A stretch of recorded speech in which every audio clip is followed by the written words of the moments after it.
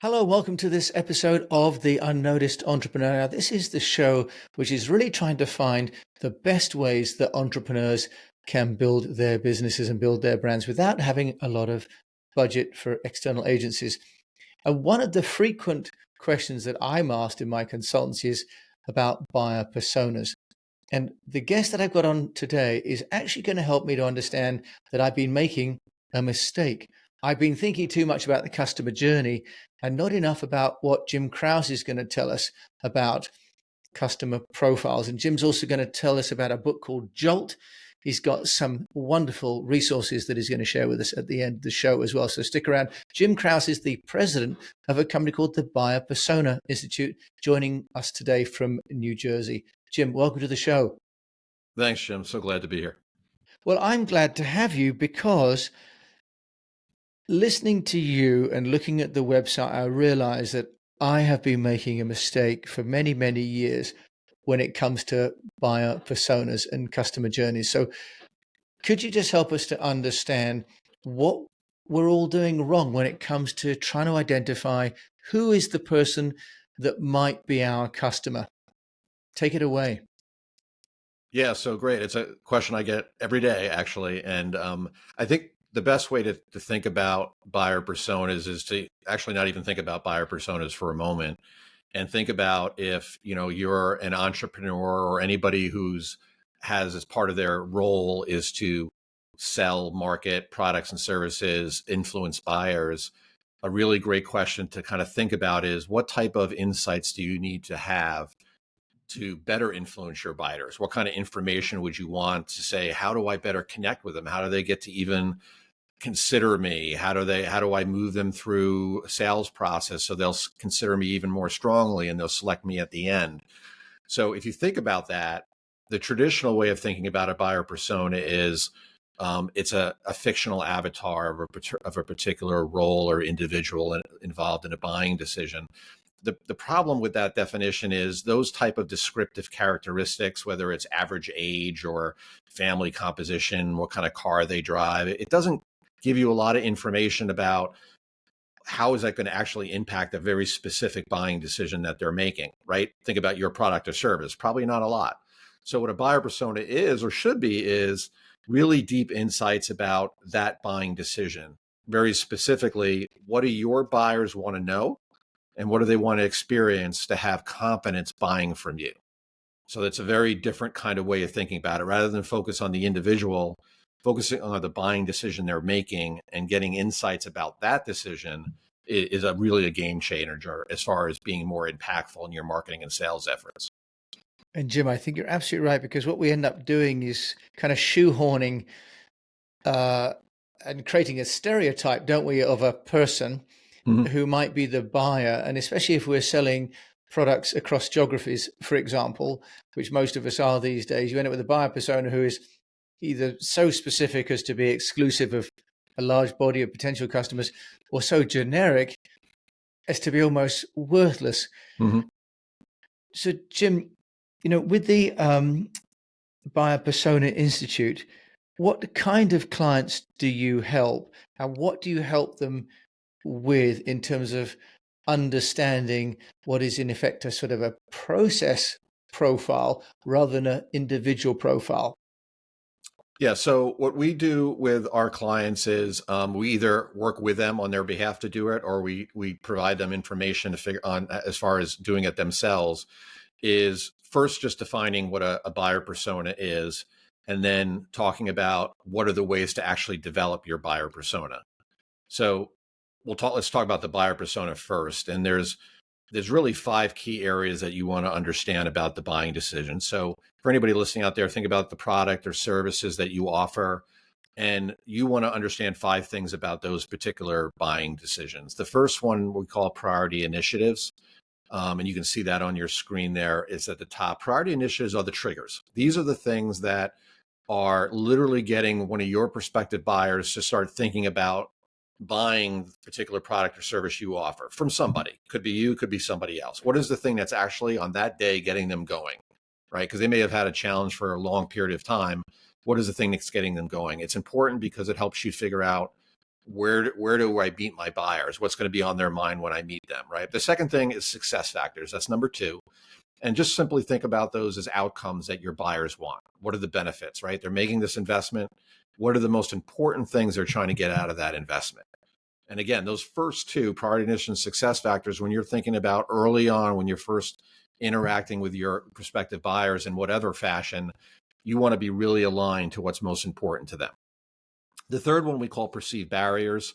Think of these as these are your buyers' fears, their concerns, their trepidations, right? They may have concerns about moving away from the status quo, even investing with anybody, or they may have certain fears and concerns with certain providers for whatever reasons.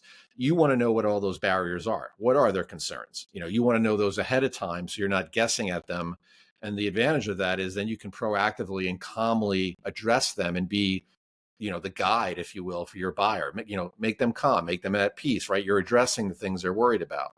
The fourth thing is decision criteria. And think of these as the questions that you can anticipate your buyers asking. These are the things they're going to ultimately evaluate you on if they're looking at different alternatives, right? In addition to whatever you're offering, right? It could be product and feature related. It could have certain things to do with your service and support. It could have things to do with price. It could have value, et cetera, et cetera. And then the fifth and final one is buyer's journey. And buyer's journey is, what are the steps that a typical buyer that buys your product and services, what are the typical buying steps that they're going to take, right? Who are the key decision influencers that are going to be involved in that decision? And what types of information sources are they going to be using to get more educated and be more informed as they winnow down their options and they make a final buying decision? So if you think about your buyer persona, if you know those 5 things about a buying decision you're trying to influence, you really have everything you need to know to influence your buyers. Jim, that's wonderful. And for anybody that is listening to this, I would like to go and check this out. It's buyerpersona.com, and you can see these 5 rings explained and illustrated as Jim has just done so nicely here. Fantastic. So that really is very liberating, isn't it? Because we're no longer trying to identify a person as such, but rather a series of considerations, which could be then universal regardless of geography or scale of company or even industry, right, Jim? So just tell us then, people are using this research and how are they then implementing it? How do they translate this buyer persona into their sales process, their marketing process? Because on its own, it's academic, isn't it? We need to then make that into how we engage to drive leads, for example. Yeah. So one of the things that typically folks that use this approach will do is, through understanding these 5 rings, what you're going to end up doing is you're going to end up finding 5 or 6, usually 5, 6, maybe 7 at the most, themes, if you will, things that that become very evident that your buyers really, really care about when they're making that buying decision. That's super important because if you're developing thought leadership material, if you're writing things on social media, if you're doing thought leadership, you want to be focused on these 5 or 6 things, right? Because that's what your buyers are really going to care about. When it comes to your messaging, if you're developing sales pitch decks, if you've got messaging on your website, right? Again, you want to be focused on these things that buyers really care about. If you're developing sales campaigns, right? If you're trying to figure out, what's the hook? What are the things that buyers, I'm going to get their attention? Your buyer persona will tell you exactly what you should be focused on to get their attention. The reason all those things are so important is because when you think about these kind of decisions, these higher consideration buying decision that buyers are making, the reality is they may have never made this buying decision in their life, or they make it very infrequently. So they're going to be anxious about it, right? They're going to be trying to figure out, like, who do I look at? What's the most important thing that I should be involved in my decision? They're going to have information coming at them in a variety of different ways. The provider that does the best job of giving them comfort and confidence that buying from them is the right decision, right? Nothing's going to get messed up if I go with them and their product or service, usually wins the business, price aside. So again, all these different things I've mentioned. Another way that our clients use these quite often is for conversation starters. You identify these 5, 6 themes, for example, And now you know that you've got, things that you can almost be assured that your buyers are going to care about all those things, or at least several of them, and you can start kind of winnowing your conversation those that way. Jim, many people build their customer avatar and customer journey sort of almost in isolation of the customer, and now of Mhm. course you can use AI tools to build them for you. How do you recommend at the Persona Institute to really build out this buyer persona so that it's accurate and in alignment with the people that you're wanting to talk to? Yeah, the only way to really do it well, and to be really assured that what you come out with is fact based and is reflective of your market, whatever that is to interview recent buyers. And when I say recent buyers, what I mean by that is these aren't necessarily your current customers. It's okay to talk to some of your current customers, but they're going to have some inherent biases, good or bad.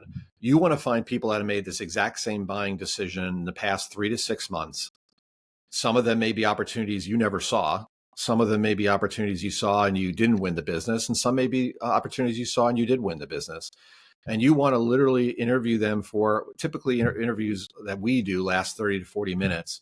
We only ask one scripted question at the beginning, say, take me back to the day when you first decided you needed X, and X would be whatever your product or service is, and tell me what happened.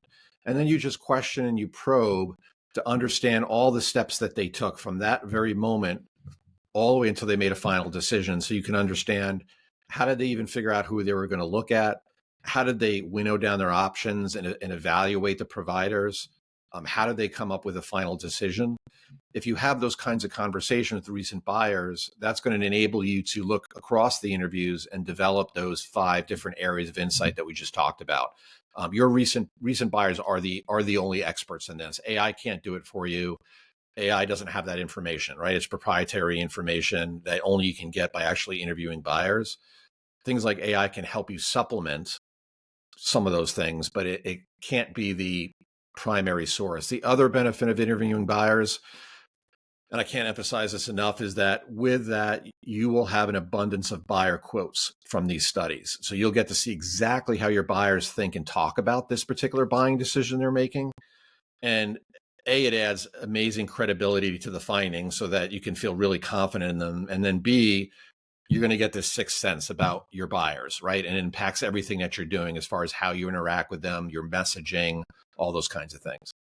Jim, I love that you go back, if you like, to the source, Mm-hmm. as opposed to be theoretical. Jim, you yourself are the principal of a company, KSNR, which then acquired the Persona Institute. So one of the reasons I was excited to have you on the show is that you've really got an entrepreneurial story in here as well. Just tell us about the acquisition of the Persona Institute, why that took place, what you're looking for in a company to add to the portfolio of KSNR. Yeah, so KSNR is a global market research firm. We've been around for 40 years, and we have a very strong culture as far as what the types of value we want to provide our clients. And basically, our bumper sticker is uh, help providing market and buyer insights to our clients so they can make more informed and confident decisions. And that really is the thread that goes through our entire organization. So Buyer Persona Institute, Adele Ravella founded the company 15 years ago. Her and I have known each other for years.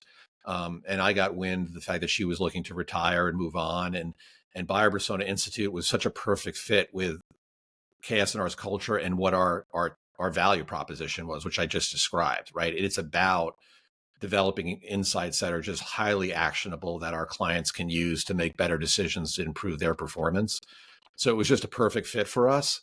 And it also enabled us to get into certain markets that we wanted to get into a little bit better as well. So it was a great fit for our company and what we're all about, right? The value we deliver. It also helped because it was an opportunity to expand into some other markets as well. So I think those were probably the 2 primary drivers that us resulted in us acquiring BPI in early of 2022. And plainly, you've taken over, the mantle and are building it out, which is fantastic. And I think some of the resources that you're going to share at the end will be some learnings that the Unnoticed Entrepreneurs, my community, can go to the website and download some tools, aren't there, Jim? So appreciate you sharing with those as well. When you made the acquisition, let's just talk about the communication side of that, because you had a founder who was very much the personality behind the business.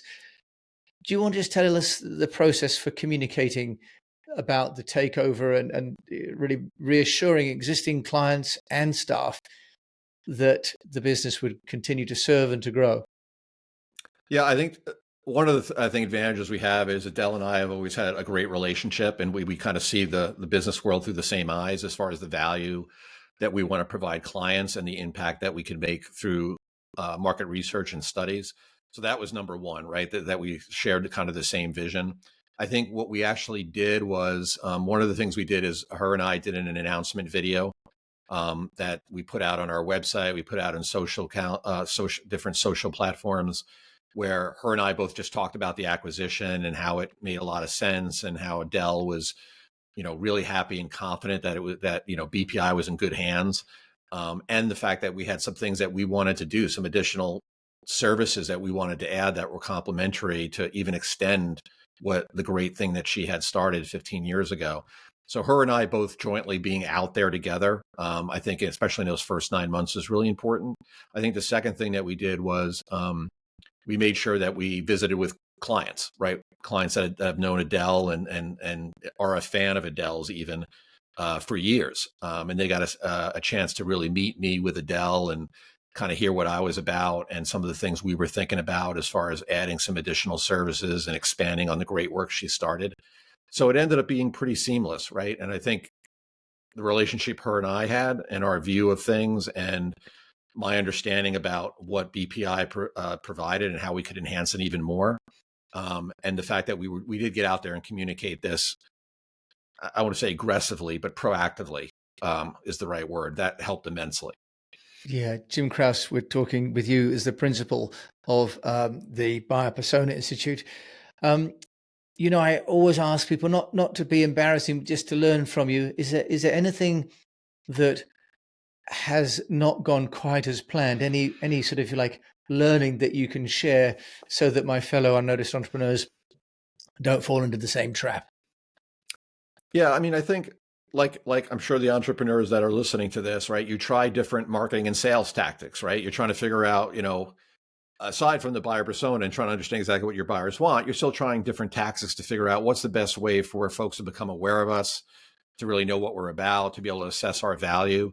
One of the things that we have tried with very limited success is, different organizations that provide um, basically generate leads for you, we tried one thing where they would basically act as you on your social platforms like LinkedIn, and communicate very professionally and come up with different drip messages to prospects and clients. And we didn't have a ton of success with that. I'm not 100% sure why. I felt like the messages that we were sending out there were relevant. I think part of the challenge is when you have somebody who's taking over you as the person or the role, they can never quite capture the heart of the thing that you have a passion for, right? Like the thing that you really just can't wait to talk to people about because you feel so strongly you can add value. That part, no matter what you do, is going to be missing. And I think that's part of the reason why it probably wasn't as successful as we had hoped. Yeah, that's really, really interesting.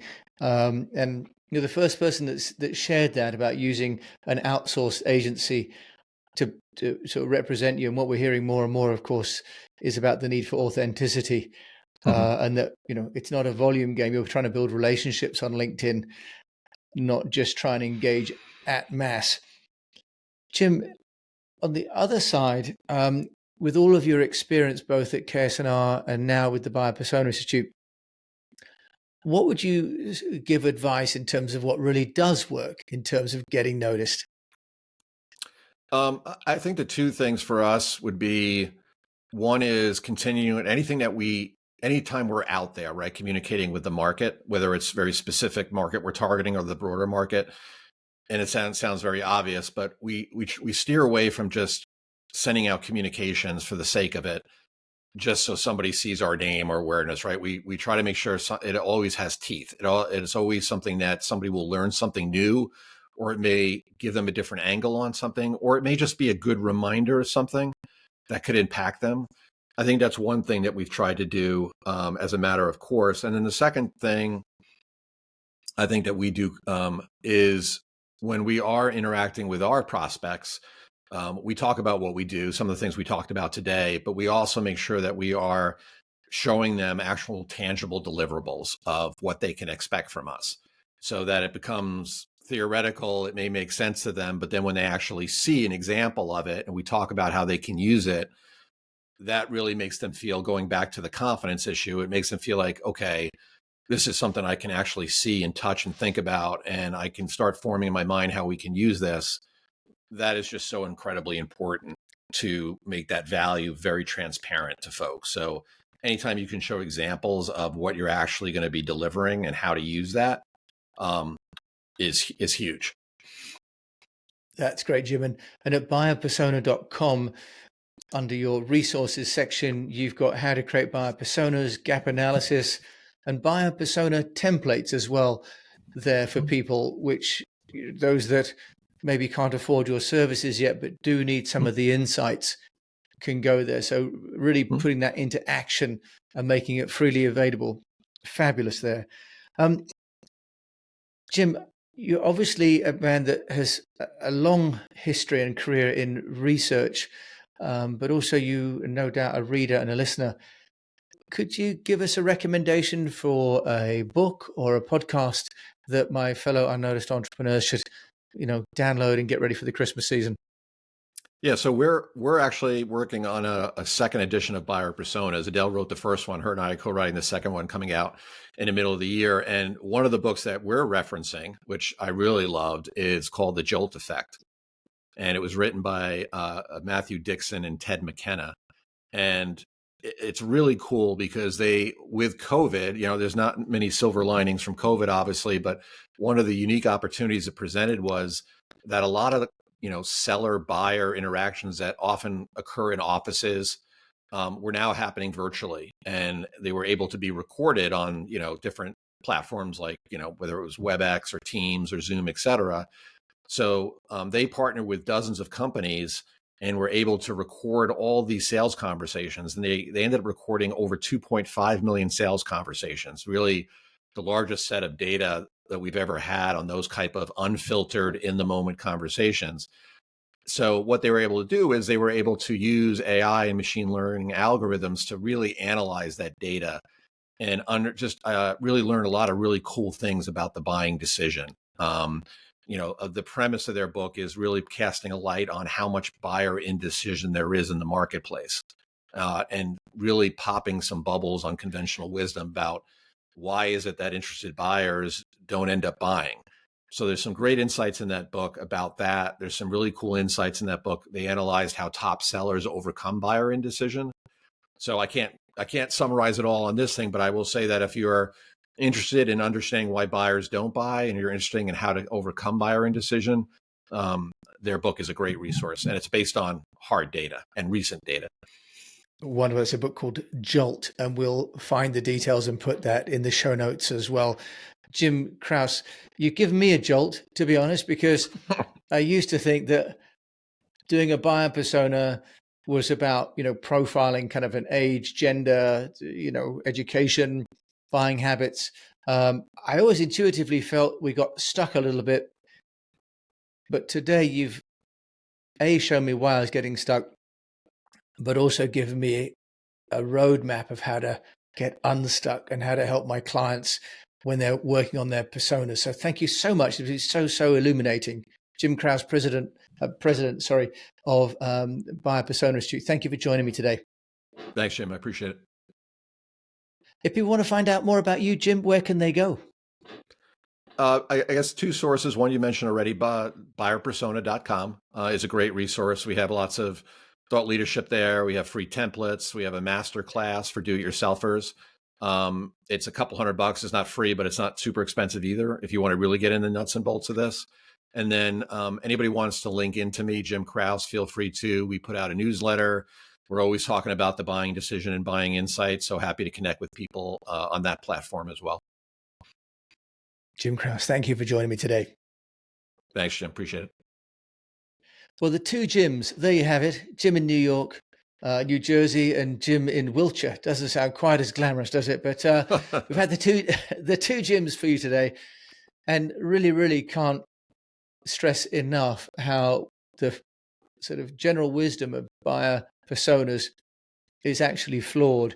And so very grateful to Jim for coming on and helping us to understand where the flaw lies, but also where the solution lies as well, especially if you're in the B2B decision-making process, where the purchase is not an impulse purchase and it's not one person making a decision with a relatively low threshold, but maybe multiple decision makers and over time and multiple vendors as well. This is really powerful methodology and mindset as well.